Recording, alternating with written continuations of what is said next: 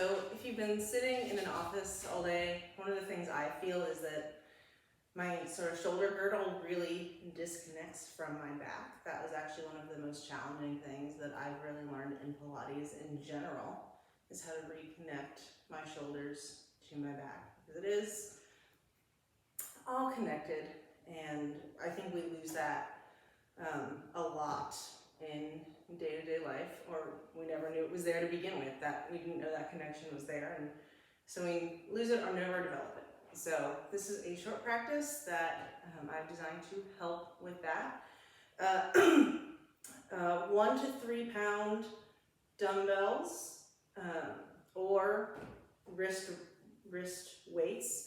And if you don't have any weights, you can substitute an appropriate household object, or you can still do this without weights. It's good range of motion work. It doesn't matter, whether you have weights or not, you'll still get something out of it. We are going to be on our knees for this, so for most of this. So if you do have sensitive knees, you might want to pad with a blanket.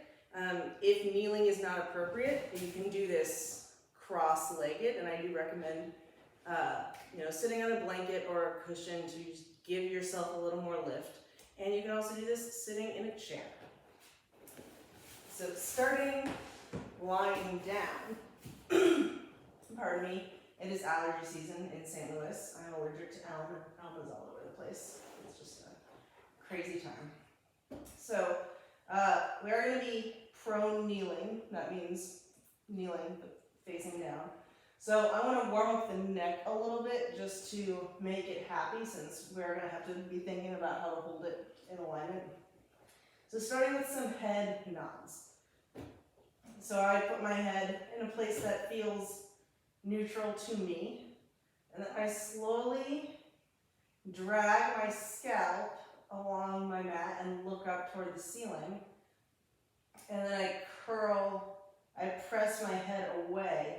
You get a sort of double chin situation here, and then really think about dragging the head back. I'm coming into a gentle cervical extension, and I drag my head toward, I've got a window behind me, so I'm dragging my head to the window. Curl it up, extend it back. Curl it up. And about that double chin situation, my very first teacher said, well, there are far worse things in life. It's really fine. Curl it up. And as I'm dragging it back, there's still space under my neck. And when I'm in this more flat position, I'm not trying to press my spine all the way into the mat. There's still space there. And you might have, keep going, you might have some specific issues where your neck is flatter than mine, or there's less space. I am not a doctor. That is not my lane. If you're not in pain, I wouldn't be, if you are not in pain, you may not want to be concerned. But again, this is not medical advice. Should you have any concerns whatsoever about your neck in this exercise, consult with a qualified medical professional. All right. Moving from there into neck curls. This is, again, something to help get the neck warmed up. It's also going to actually prep you for curling up in some other Pilates exercises down the line. So this time, reach your head behind you, come into that pug position with your face, and come up to the bottom tips of your shoulder blades. Your hands may lift off the floor. And then think about getting long in your spine to come down. Think like a pug. Lift up, look at your thighs, and then think about getting long through that upper back and the back of your neck to come down. Curl and lift, and take it down. 2 more of these. Curl and lift, and get long to come down. Curl, lift, get taller as you release. All right. Come to your knees. I'm going to start with my left hand. So we'll do the we'll do the full set of exercises on one side, take a little break for the knees, and then do the other side. So you don't need to hold anything in only one arm is going to be working at a time. So you don't need to hold that second weight. Just press it one hand down. Hand around your weight. Think about connecting, moving that shoulder. I'm moving my left shoulder blade towards my right toward my left. My shoulders just got way more connected. And lift the weight forward and bring it down. And forward and bring it down. Forward and down. 2 more. Last one. Now take it straight back to about your hip level. You might want to intentionally drag your hand along that hip to find the right spot. 2 more. Last one. Now lift out to the side. So I'm going to take my knuckles toward my iPad and bring it down. And I'm trying to keep it, I'm intentionally going slightly under shoulder height because I have a tendency to hyperextend. So really think about the weight does not go past your shoulder. 2 more. Last one. And then bend the elbow that has the weight and kick it back. 5. What's the neck doing? I'm a little bit in that pug situation because I'm trying to keep my head as in line as possible with the rest of my spine. All right, bring that down. You can sit back, shake it out. If you're not seated already, come sitting legs in front of you, giving the knees and the wrists a little break. Seated tracking. I'm going to start with my left toes. So right now I'm really thinking about flexing through my ankles. So my toes are flexing back, but really what I want to think about doing is my toes are as though I was actually standing and all the flexion is happening from my ankles. Really challenging for me. And then I drag the heel back and I gently point the toe. And I drag the heel forward. Drag the heel back and drag the heel forward. And this, again, this is just a different movement to give those knees and wrists a little break. But it is also helping the hamstring and the heel connect to the booty, which is also something we forget about or don't know about, and we lose it. Switch legs. So now I'm going to drag my right heel back toward my booty and gently point the toe. And drag it back. And then I'm going to drag it toward the window in front of me. Drag it. And again, if you need a little lift while you're sitting here, take a little lift from a blanket or pillow. Nothing wrong with that. Last one. All right, alternating. Left and right and left and right and left and right and left and right. Now 5, trying to work them at the same time. Reach away, or reach your heel toward you, reach your heel away. Reach your heel toward you. This is a chance to observe whether your feet are actually tracking equally. Mine do slightly different things. It's not fully equal. But this is a good chance to observe that and try to even them out. We are just inherently asymmetrical beings. It's probably never going to be perfect. But there's something to be said for doing our best. And last one. All right, other side.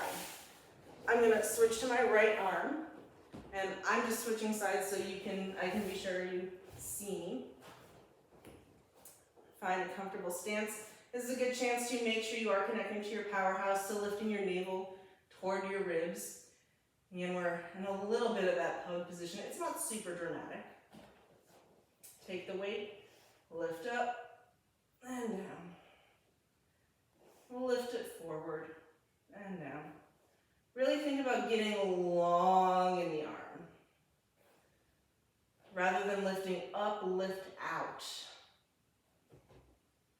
Last one. It's a big difference on this side for me. I'm going to make sure I'm really drawing my shoulder blades toward each other. That helps me get a little broader in the chest. And I take the weight back, and I'm going to consciously touch my hip. There's nothing inherently wrong about going past the hip. It's just not what we're doing today. Or at least not what we're trying to do today. We're trying to develop some proprioception so we know where the arm is in space. That's what this is about. All right, fly it out to the side. I'm reaching it straight toward my computer. And again, even though I'm, working in a horizontal plane, I am thinking about, can I make my arm longer? Longer. Longer. And then bend that elbow and reach it back. Thinking about getting longer through the whole arm with every extension of the elbow. If you are like me and you hyperextend the elbow, make sure you're really plugging that shoulder in to the socket. It will help. All right, bring it down. Give those wrists a little shake.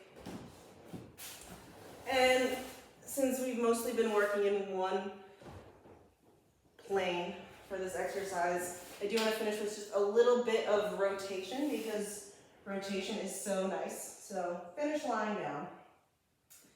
Feet side by side as much as you can. If you need to take your feet hip distance apart, take them hip distance apart. If you can bring them together, bring them together. In this twist, we are not trying to necessarily do the biggest twist of your life. There's nothing wrong with that. Again, it's just not what we're doing today. So I'm going to take my knees toward the left so you can see I'm trying to keep that bottom hip to the mat as much as possible and bring it back up. Go back to that same side. Trying to feel into the twist without lifting the hip up. Again, nothing wrong, repeat that. Nothing wrong with lifting the hip up. The goal is to find a stretch without just going into the biggest version. There's something to be said for finding good work in a smaller range of motion. Last one. 5 to the other side. So now my knees are going to go to my right. They're going toward my iPad. And I lift. Oh, and this side is so different for me. And I take it over. It is so much easier for me to keep my right hip down than my left. Which, me and my body and having done Pilates for a few years and really learned about, the specifics of my body, it makes a lot of sense. But I'm having some challenges. It's not the end of the world. It still feels really good. This is one of my most favorite exercises. All right. So now alternate back and forth, and in this one, as we alternate, this is what we're going to finish with. I encourage you just find the range that feels best to you. So if you want to stay small, stay small. If you want to go a little bigger, go a little bigger. That's great. Go to the left and go to the right. So I'm definitely going a little bit bigger. You can see my feet are coming off the floor. My hip is lifting a little bit. I'm not necessarily going to my end range. I'm also not, this is like a 15-ish minute workout. I'm not as warm as I could be, so it wouldn't really be advantageous for me personally to go to my full range. For maybe you it's different, but this feels good. I'm getting some good stretch, I'm getting some good mobility, I'm getting some good work. I'm doing it. One more each direction. And there you go. Come up in some sort of way that won't be jarring. And I hope that was fun. So really the point of the weights was to help reconnect the shoulders to the back. And the neck, the warm-up was to get the neck feeling good, to stay in that prone position. And the intermediary parts were to A and B, give the knees and wrists a break, but also remind us of that heel to booty connection, remind us of those hamstrings, and also just get a little more rotation.